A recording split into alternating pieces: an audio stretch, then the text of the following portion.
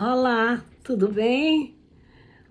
Então, eu preciso fazer uma comunicação muito importante para vocês.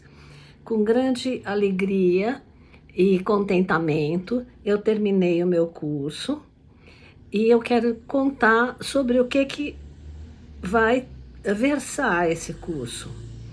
Então, não é um curso para principiantes. É um curso para quem já tem uma noção do zodíaco, dos elementos, enfim, aquilo tudo que eu falo no meu primeiro livro, Fundamentos.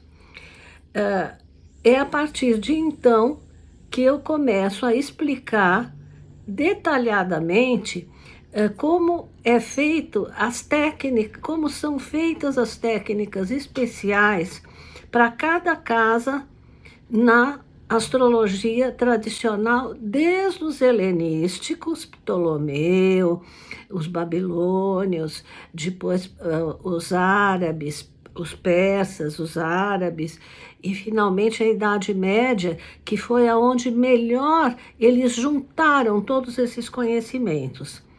Nisso é que eu sou formada.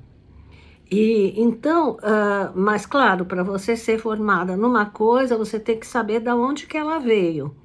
Tudo isso é explicado. Então, eu vou dar uma ideia para vocês do que vocês. Primeiro, vocês vão ter segurança.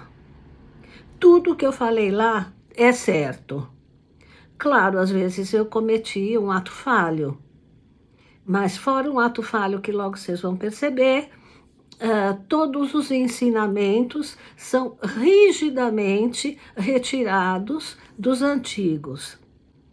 E eu dou também o ponto de vista moderno, mas dos tradicionalistas modernos. Porque existe muita gente que segue a tradição, mas a tradição não é morta. Então, muita coisa foi modificada. Por exemplo, o uso de signos completos. Não que se tenha abandonado a divisão por alcabítios ou por plácidos, mas se percebeu que os signos completos são importantíssimos. E muitos estão usando somente os signos completos, o que eu não acho muito bom, e explico isso por quê. Eu demoro muitas aulas para chegar na primeira aula do curso, porque eu não sei até que ponto vocês sabem algumas coisas que são imprescindíveis para continuar. Então, por exemplo, eu dou uma aula sobre planetas femininos e masculinos, como que os femininos agem, como os signos masculinos reagem. Isso é uma coisa importantíssima, porque se você tem uma casa em signo masculino, o jeito dela agir é diferente. Depois eu explico os signos completos, as divisões, explico como que você vê numa carta, só de bater o olho, aonde estão as dificuldades. Eu sei que nisso se vão, assim, umas 3 aulas, fora uma outra que todo mundo que se inscrever vai ter direito de assistir. Bastou escrever, vem gratuitamente, que é para a pessoa ter uma ideia de como que eu exponho o curso, tá? Para vocês não entrarem também no escuro. E em seguida eu vou para motivação primária, que é uma coisa assim, que o Zoller é que bolou isso. Mas não é uma coisa moderna, porque o Zoller é moderno, mas não é nada contra a tradição. E falo bastante sobre isso. Depois eu entro na segunda casa, mostro o protocolo que tem que ser seguido para ver em que nível de ganho e que nível financeiro aquelas pessoas se colocam. Porque isso tem níveis. Não é só você pegar o regente da casa e ver se ele faz aspecto com Júpiter, ou se tem Júpiter na casa. Ah, já ganhou. Realmente, Júpiter é significador geral da riqueza, mas nem sempre. Então aí vem triplicidades, tabelas, almutens que tem que ser feitos entre vários significadores, e aí você vai numa pirâmide de riqueza e de pobreza. Ok? E sempre exemplificando isto, vocês vão ver mapa, vão ver mapa, vão ver mapa. Eu vou analisar com vocês, tá? A terceira casa é mais fácil, que são os irmãos e as comunicações. Tá? Então aí eu mostro mapas de irmãos que se deram bem com os outros, irmãos que não, que deram golpe uns nos outros. Mas não tem exatamente um protocolo tão complicado. A quarta casa é enorme, tem bastante coisa para aprender, que são os pais, quem que é a mãe, quem que é o pai, como saber isso? Quer dizer, os antigos têm, não é isso de casa 4, a mãe, casa 10, casa 4 é o pai, casa 10 é a mãe. Não, não, não, não. Isso vem de uma corrupção, de um trecho de Ptolomeu, que também eu explico, tá? Ai, vocês vão ficar muito, muito felizes. Só que vocês vão ter que ter paciência, porque tem que estudar. Bom, depois a quinta casa, os filhos também têm técnicas para dizer quantos filhos vieram antes daqueles. Também os irmãos têm os que vieram antes, os que vieram depois, de que sexo eram.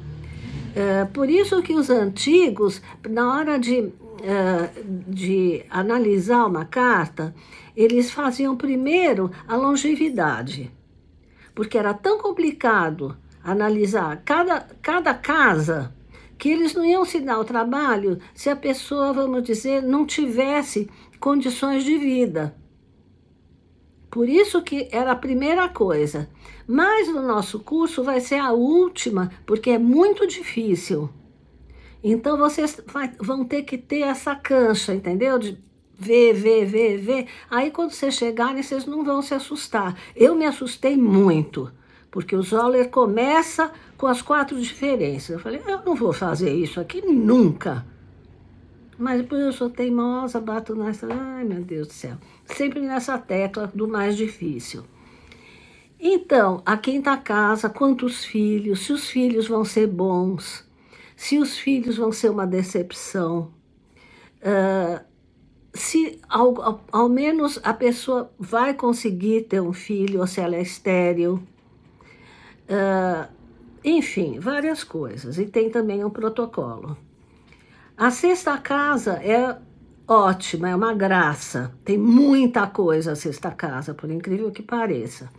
Eu gostei demais de fazer a sexta casa, porque são as doenças. E aí entra, gente, o temperamento. E o temperamento, eu esqueci de dizer, que é depois da motivação primária. É uma aula ímpar do temperamento. É entre a motivação primária e a segunda casa. Porque o temperamento mostra a configuração física da pessoa e fala muito dela. E também das doenças, quer dizer, os antigos viam as doenças pelo temperamento. E o remédio pelo temperamento, isso vai ser o meu próximo estudo que eu estava louca para fazer sobre a saúde, mas depois veio isso do curso, eu achei que ia ser complicado, foi mesmo. Me tirou assim uns 4 meses fazendo. E aí por isso que eu estive distante de vocês. Então, aí a sexta casa, ótima, tem 1000 coisas sobre a saúde, sobre o temperamento, que vocês já vão ter visto, os animais, que às vezes são considerados filhos, olha como as coisas mudam, né? Depois a sétima casa, que é muito longa, eu tive que fazer 2 aulas, porque senão vocês iam se perder lá dentro. Quer dizer, eu não gosto de dar aulas maiores do que 1 hora. A maioria das aulas tem 40 minutos, mas às vezes não tem jeito, senão a gente deixa de falar coisas, né? Às vezes vai até 1 hora, tem uma delas que vai 1h15 mais adiante, do Hilleg. E, bem, aí a sétima casa, o casamento do homem, o casamento da mulher, quando na atividade é diurna, quando na atividade noturna. Mas olha, vocês não se preocupem, porque tá tudo tão mastigado, que vocês não vão ficar com dúvida. E se tiverem, eu vou criar um grupo no Facebook para todos que estiverem fazendo o curso. E lá a gente conversa. Depois a oitava casa, a morte, o tipo de morte, também você pode ver. E eu dou bastante exemplos. A casa 9, que é, vamos dizer, a casa 9 não é você ir para a China, sabe? Não tem nada a ver. A casa 9 são as viagens em busca de maravilhas, em busca de oráculos. E ficou sendo também os grandes estudos, a universidade, mas desde que seja uma senhora universidade. Senão ela fica na terceira casa. Você pode ir até para a China, que se for para encontrar um parente, é casa 3, tá? A casa 10, que é a profissão do nativo e como descobrir o significador profissional. Isso é uma das coisas mais difíceis que tem, porque só 3 planetas podem ser significadores, até hoje. Então, se a pessoa não tem aqueles planetas, é complicado para ela. A casa 11, o suporte da profissão, por isso os amigos, porque é quem vai te dar um suporte para tudo, e geralmente para a profissão, porque as casas cadentes, elas dão vamos dizer, uma iniciação para as casas cardeais. A 9, se você estudou bastante, você vai poder fazer a sua profissão. E para fazer a sua profissão, você vai precisar de um suporte, tá? Isso acontece em todas as casas angulares e sucedentes e as que vêm antes das angulares, tá? Isso também é explicado. E finalmente a casa 12, que é aquelas coisas que é enfrentar um urso. Cuidado com os ursos. São os grandes animais, as grandes doenças. Quem enfrentou um urso sabe que enfrentou um urso. E ele não era visível. Ele apareceu do nada. Tudo isso me arrepia, sabe, gente? Eu amo demais, eu acho que é extremamente verdadeiro, enfim, eu não sei como tem gente que vive sem astrologia, é isso. Bom, depois da casa 12, dos inimigos secretos e tudo mais, nós entramos, finalizamos as casas, mas aí nós temos que dar uma coisa que é a parte. Assim como o temperamento é meio que a parte, essa outra coisa chama-se a fama e a eminência. Quer dizer, numa carta que tem a fama e a eminência, você vai interpretar todas as casas sob aquela ótica. E se não existir fama e eminência, você vai interpretar sob uma outra ótica. E para isso é preciso que existam planetas que nasçam antes do Sol e outros que nasçam depois da Lua. Essa é a eminência máxima. São chamados doriforos, ou atendentes, ou guarda-costas. Tá? E também as estrelas. Quer dizer, as estrelas são importantíssimas, mas eu não falei quase nada de estrelas, a não ser para dizer que a maneira antiga de ver as estrelas era só na eclíptica, então ficou devendo muita coisa. Então, a fama e a eminência, se vocês não pensem que é, vamos dizer, o presidente da República, tá? Muitas vezes o presidente da República, eu dou a carta do Bill Clinton, ele é considerado assim médio, tá? Na eminência. Quer dizer, os eminentes mesmo são difíceis de encontrar, porque eles mexem com a massa, para o bem ou para o mal, mas eles marcam a massa. Esse é o máximo da eminência. Dificílimo de encontrar. Se nem o Bill Clinton tem tudo, tem várias técnicas para ver isso, viu, gente? Não pensa que não é explicado. Por exemplo, os luminares têm que ser em signos masculinos, senão já quem nasceu quem tem o sol abaixo do horizonte já perde metade. Enfim, tem muitas técnicas. E finalmente vem a longevidade do nativo. Essa foi as maiores aulas que eu dei, eu dividi em duas, e são bem complicadinhas, muita coisa tem que ir mesmo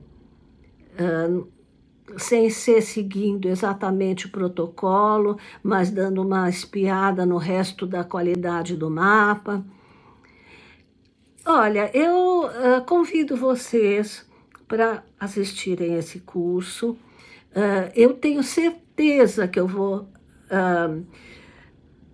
colaborar com mais coisas do que o que vocês saibam.